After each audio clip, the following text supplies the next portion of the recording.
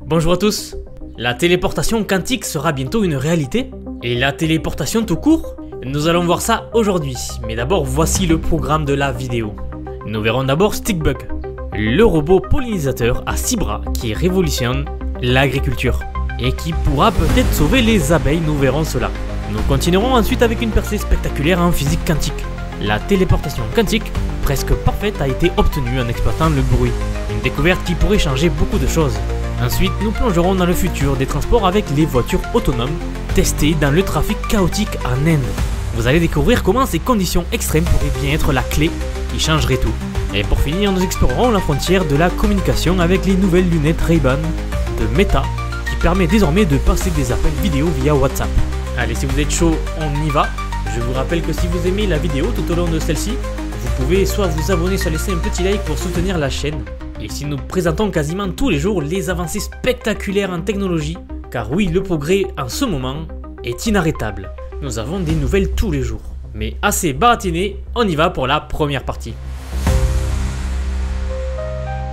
Aujourd'hui, pour commencer cette vidéo, nous allons découvrir une innovation fascinante et une combinaison fascinante entre la robotique et la pollinisation. Je vous présente Stickbug, le nouveau robot pollinisateur à 6 bras qui vit dans les serres. C'est une technologie révolutionnaire développée par des chercheurs de l'université de Virginie occidentale.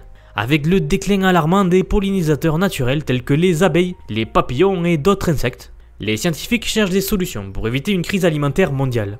Car oui, on ne le dira jamais assez, les abeilles sont essentielles pour l'écosystème.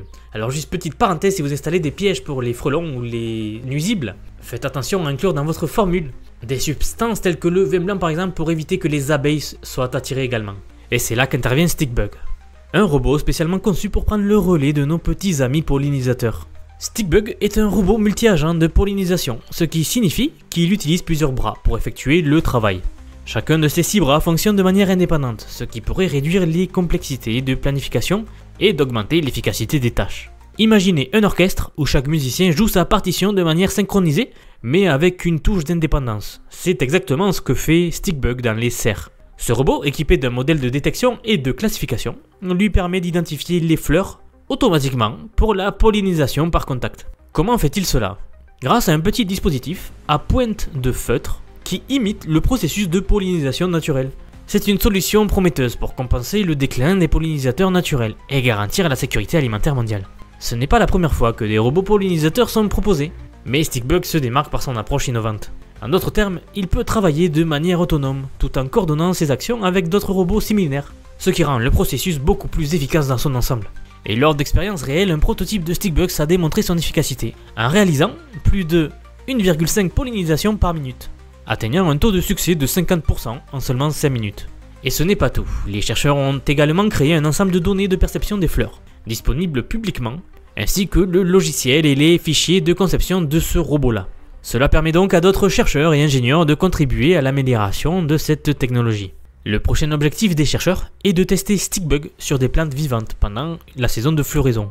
Alors si toutes ces étapes sont couronnées de succès, Stickbug pourrait vraiment compenser le déclin des pollinisateurs naturels et avoir un impact très positif pour notre planète. Et bien sûr, je ne dis pas qu'il ne faut pas protéger les abeilles, attention, ce n'est pas ce que j'ai dit. Je dis juste que, et c'est un fait, malheureusement, les pollinisateurs naturels sont en train de disparaître. Et si nous ne trouvons pas de solution, nous risquons nous aussi de disparaître. Donc c'est une technologie assez encourageante pour notre avenir. Donc voici un exemple de technologie qui permettrait de résoudre des problèmes critiques pour l'humanité. Donc voyons plutôt le côté optimiste de la technologie et non l'inverse. Voilà, allez, passons à la partie suivante. Passons maintenant à notre deuxième innovation marquante de la semaine. La téléportation quantique presque parfaite a été obtenue en laboratoire en exploitant le bruit. Oui, vous avez bien entendu, le bruit, qui est souvent considéré comme étant l'obstacle majeur pour réaliser la téléportation, est désormais utilisé comme un allié. C'est une avancée spectaculaire réalisée par des chercheurs de l'université de Turku, en Finlande, en collaboration avec l'université de sciences et technologies de Chine. Donc vous voyez, les Chinois sont toujours dans le coin, ils sont pas très loin. Et pour comprendre cette percée, il faut d'abord comprendre rapidement les deux principes qui sont ici à l'œuvre, l'intrication quantique et la décohérence. Disclaimer, ne vous inquiétez pas, je ne vais pas du tout rentrer dans les détails ici. On n'est pas dans un cours de physique quantique, je vous présente juste la technologie. Et avant que les puristes me sautent à la gorge, je le répète, c'est une chaîne de vulgarisation scientifique et je présente la technologie au plus grand nombre. Si vous voulez être dans les détails, vous pouvez toujours aller voir les cours sur l'université de Sciences Po, sur leur site internet, ils ont des cours en physique quantique. Mais bref, revenons au sujet. Imaginez ces deux notions comme des forces opposées. L'intrication quantique, c'est la connexion parfaite entre des particules, qui permet la téléportation d'informations entre deux particules, entre deux endroits sur Terre si vous voulez. La décohérence, en revanche, c'est un phénomène perturbateur qui rompt cette connexion entre les deux particules. Pour le faire plus simplement, imaginez ces deux concepts de la façon suivante. C'est comme si deux amis inséparables pouvaient se parler sans téléphone, même à des milliers de kilomètres séparés l'un de l'autre, et ce de manière instantanée, comme si la parole se téléportait. C'est une connexion magique entre eux deux, donc ici entre deux particules. La décohérence, par contre, c'est comme si quelqu'un de malveillant essayait de casser cette connexion en faisant beaucoup de bruit et en faisant beaucoup de perturbations autour d'eux. Cela rendrait la communication très difficile. Donc voilà expliquer très simplement les deux concepts qui sont clés ici. Et c'est ici que les chercheurs de Turku et de Chine ont proposé une approche innovante. En utilisant une intrication hybride, ils parviennent à changer de manière significative le bruit qui affecterait le processus. Donc c'est comme s'ils réduisaient le bruit fait par la troisième personne tierce qui essaierait de casser cette connexion entre les deux personnes. Et en fait ici, plutôt que de nuire à la téléportation, le bruit devient donc un élément bénéfique, ce qui n'était pas le cas actuellement. C'est comme si le chaos ambiant se transformait en allié précieux. Et grâce à cette approche, la qualité du téléporte est presque parfaite, même en présence du bruit. C'est comme si un orchestre jouait parfaitement malgré un environnement bruyant. Les expériences réalisées dans leur laboratoire, utilisant des photons, ont montré que cette méthode permet la transmission de l'état quantique de manière quasiment parfaite. Selon Jerk Pillow, le professeur de l'université de Turku, cette découverte ouvre la voie à de nouvelles explorations dans la physique quantique et pourrait vraiment transformer la manière dont nous comprenons et utilisons le téléporte quantique, la téléportation quantique. Juan Feili, professeur à l'université de sciences et de technologie de Chine, a quant à lui souligné l'importance de cette expérience, la qualifiant de preuve irréfutable du principe de la téléportation quantique et de sa future utilisation dans notre société. Les résultats de cette recherche publiée dans la revue Science Advance offrent des perspectives très prometteuses pour l'avenir des technologies quantiques. Et qui sait, nous allons peut-être très bientôt pouvoir maîtriser la technologie de la téléportation. La science-fiction devient réalité. Je le dis toutes les vidéos.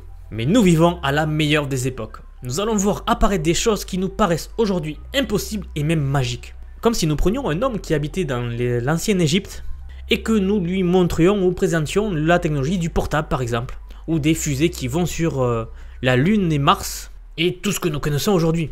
Il ne comprendrait même pas, ça serait complètement de la magie pour lui. Eh bien c'est ce qui arrivera pour nous dans quelques années. Voilà, j'espère avoir pu simplifier ce sujet tellement complexe de la meilleure façon possible pour que vous compreniez un minimum. Et en tout cas, si vous voulez continuer à découvrir les prochaines innovations qui changeront notre monde, n'hésitez pas à vous abonner car je sors une vidéo tous les jours ou tous les 2 jours en ce moment car les avancées sont inarrêtables. Allez, on passe à la partie suivante. Et pour continuer avec notre troisième innovation de la semaine, les startups affirment que le trafic chaotique en Inde est idéal pour tester les voitures autonomes. Une affirmation audacieuse mais fascinante, qui mérite amplement d'être explorée. Vous connaissez peut-être Travis Kalanick. Bon, je pense pas que le nom vous parle, mais c'est le cofondateur d'Uber, qui avait déclaré après avoir affronté les routes chaotiques de New Delhi, que l'Inde serait le dernier endroit à adopter les voitures autonomes. Cependant, certaines startups voient les choses différemment. Pour elles, les routes indiennes offrent un terrain d'essai idéal pour développer des véhicules autonomes, capables de gérer des situations les plus diverses et les plus imprévisibles. L'une de ces startups, c'est SWAT Robotics, basée à Bhopal, en Inde donc. Récemment, elle a partagé une vidéo impressionnante montrant son SUV autonome naviguant dans les rues étroites et désordonnées de l'Inde.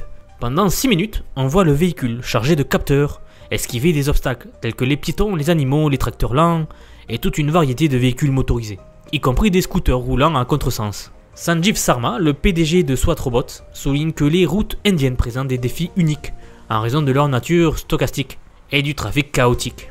Cela signifie que les conditions de la route et le comportement des conducteurs sont hautement imprévisibles. Et c'est précisément cette imprévisibilité-là qui rend l'Inde un champ de test idéal pour ce genre de technologie. Car si la technologie maîtrise cet environnement-là, elle pourrait maîtriser n'importe quel environnement. Les entreprises occidentales investissent énormément dans la création de voitures autonomes.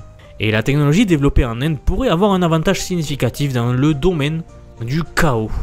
Alors que les entreprises comme Waymo et Cruise s'appuie sur des cartes 3D assez détaillées ainsi que de capteurs haute précision. Cette start-up en Inde développe des algorithmes générant des représentations probabilistiques de l'environnement en temps réel. En fait, c'est beaucoup plus proche de ce que fait un humain lorsqu'il conduit. Ces algorithmes peuvent donc gérer l'imprévisibilité des routes indiennes en modélisant les interactions entre les différents usagers de la route. Dans la vidéo de démonstration, le véhicule dépend principalement de caméras grand public. Et pour SWAT, ce succès c'est bien plus qu'une simple preuve de concept. C'est un indicateur que les véhicules autonomes peuvent être développés et déployés avec succès, même dans des environnements aussi adverses que les rues indiennes. Cette réussite ouvre donc la voie à une réussite de la conduite autonome dans les environnements les plus chaotiques possibles. Voilà de quoi être enthousiaste et de complètement repenser notre approche du développement de cette technologie-là. En tout cas, c'est assez intéressant à voir ce qu'ils ont fait. Passons à notre dernière partie. Et pour cette dernière partie, les lunettes Ray-Ban de Meta, qui peuvent désormais passer des appels vidéo via WhatsApp. Une avancée technologique qui repousse encore plus les limites de l'interaction humaine et de la communication. Mark Zuckerberg, le PDG de Meta, anciennement connu sous le nom de Facebook, a annoncé cette nouvelle fonctionnalité sur son canal officiel dans l'application de messagerie. Dans une vidéo publiée, on le voit faire une démonstration en direct, appelant la journaliste de mode Eva Chen, également directrice des partenariats sur Instagram, la plateforme de Meta. Durant cet appel, Eva Chen utilise ses lunettes innovantes pour converser sans tenir de smartphone. Ce qui rend ces lunettes particulièrement intéressantes, c'est leur capacité à montrer ce que l'utilisateur voit grâce aux caméras intégrées. Contrairement à un appel vidéo classique où l'on voit le visage de l'interlocuteur, avec les Ray-Ban Meta, les caméras capturent et transmettent le point de vue de l'utilisateur. Cela peut être extrêmement utile pour partager des expériences visuelles uniques, comme une belle vue ou demander de l'aide pendant une tâche complexe sans avoir besoin de tenir son téléphone. La démonstration de cette fonctionnalité a révélé des perspectives intrigantes. Par exemple, Eva Chen se tenait devant un miroir pendant l'appel, ce qui rendait l'expérience encore plus immersive et naturelle. Imaginez pouvoir montrer à quelqu'un exactement ce que vous voyez en temps réel, tout en ayant les mains libres. Cela pourrait révolutionner la façon dont nous communiquons et partageons nos expériences. Les appels vidéo via WhatsApp seront déployés progressivement pour les utilisateurs d'Android et iOS. Mais Meta a également annoncé que ces lunettes seront dotées d'une intelligence artificielle multimodale capable de reconnaître des objets, traduire des textes et de créer des sous-titres. Alors moi je suis très enthousiaste pour ce genre de technologie. Imaginez partir en voyage dans un pays où vous ne connaissez pas du tout la langue. Avoir vos lunettes, regarder un monument, par exemple disons la Tour Eiffel, et demander à vos lunettes c'est quoi ce monument, et il vous expliquerait exactement ce que c'est. Ou alors vous baladez dans la rue, vous regardez le panneau d'un restaurant et vous demandez à vos lunettes de vous le traduire, juste en le regardant. Je pense vraiment que ça va arriver, c'est tellement énorme comme avancée, c'est tellement utile comme technologie que ça ne peut qu'arriver en fait. Les lunettes Meta, lancées initialement en 2021 et mises à jour en 2023, font partie de l'ambition de Meta dans le domaine de la réalité mixte, couvrant à la fois la réalité augmentée et la réalité virtuelle.